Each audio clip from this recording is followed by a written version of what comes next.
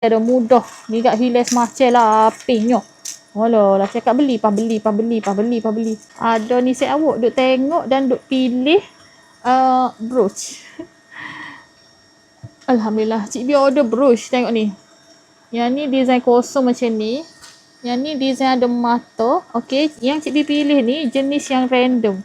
Dia ada permata macam ni. Okey. Dan dia juga ada kosong jenis macam ni. Macam ni. So random lah. Memang random. Kalau nak jenis yang silver. Tengok. Silver saja. Hello Kitty pun ada. Love pun ada. Memang lawa. Walaupun random. Design dia memang lawa. Okay. Lepas tu. Dia punya pin. Dia jenis yang pin yang kecil tu. Jarum dia tajam. Okay. Dia punya pin tu.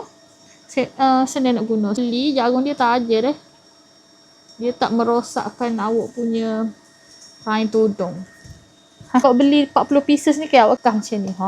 So senang. Lepas ni tak hilang dah. Ambil je dalam ni. Ambil je dalam bekas ni. Okay.